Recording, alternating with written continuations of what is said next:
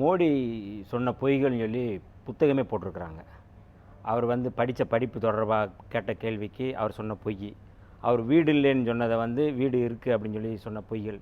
உலகத்திலே மிகச்சிறந்த பொய்யர் யாருன்னா பாஜகவினுடைய தலைமை அமைச்சர் அல்லது இந்தியாவினுடைய தலைமை அமைச்சர் மோடி தான்.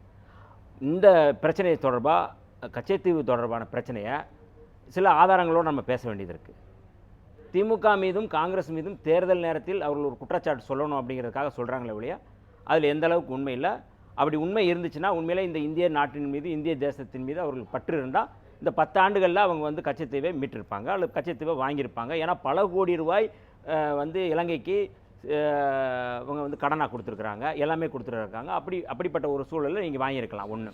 ரெண்டாவது, இது எப்படிப்பட்ட சூழலில் கச்சைத்தீவு வந்து தாரை வார்க்கப்பட்டது அப்படிங்கிற நம்ம செய்தியை வந்து சொல்லணும். இவங்க சொல்கிறது எல்லாமே பொய், அரைவேக்காட்டுத்தனமாக சொல்ல. அண்ணாமலையும் அரைவேக்காட்டுத்தனமாக பேசுகிறாரு, மோடியும் அரைவேக்காட்டுத்தனமாக பேசுகிறாரு.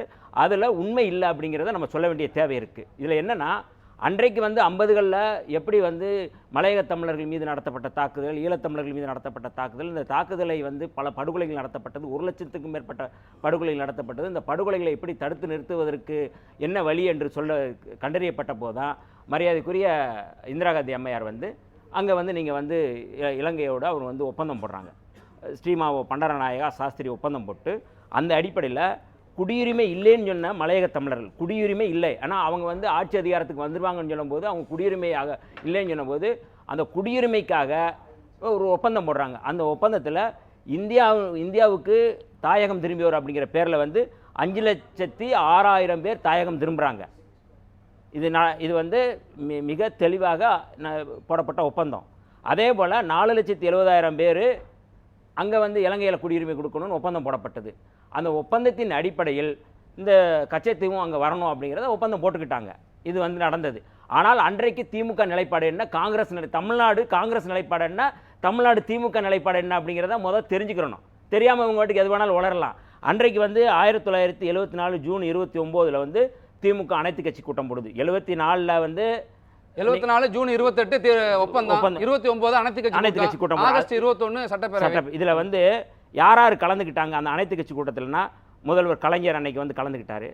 அதே போல் வந்து பொன்னப்ப நாடார், பொன்னப்ப நாடார் ஸ்தாபன காங்கிரஸ், அதே போல் ஏஆர் மாரிமுத்து இந்திரா காங்கிரஸ், திருப்பூர் மொய்தீன் முஸ்லீம் லீக், அரங்கநாயகம் அதிமுக, வெங்கடசாமி சுதந்திரா கட்சி, தியாகராஜன் தமிழரசு கட்சி, மணலி கந்தசாமி தமிழ்நாடு கம்யூனிஸ்ட் கட்சி.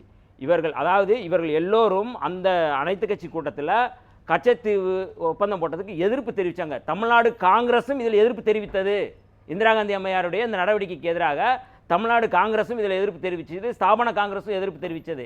அதற்கு பிறகு சட்டப்பேரவையில் வந்து ஆகஸ்ட் 21 சட்டப்பேரவையில் தீர்மானம் போடுறாங்க. இது இந்திய இறையாண்மைக்கு எதிரானது போட்டார் கலைஞர் அவர்கள்.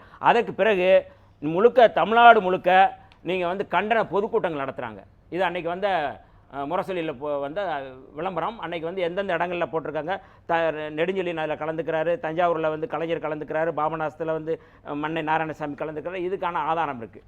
அப்போ உண்மையாகவே வந்து தமிழ் தேசிய பார்வையில், தமிழ் தேசிய ஒருங்கிணைவில் தமிழர்களை பாதுகாக்க வேண்டும் என்கிற அடிப்படையில் மாண்புமிகு கலைஞர் அவர்கள் அன்றைக்கு தமிழர்களை பாதுகாக்க வேண்டும் என்கிற அடிப்படையில் அந்த தாரை வார்க்கும் பொழுது மிக தெளிவாக அவர் கண்டன பொதுக்கூட்டங்கள் நடத்துறாரு, அனைத்து கட்சி கூட்டம் சொல்றாங்க. பேரளவிலான ஒரு அழுத்தமான போராட்டங்கள் இல்லைங்க, படையெடுத்து போய் சுட்டுறதா.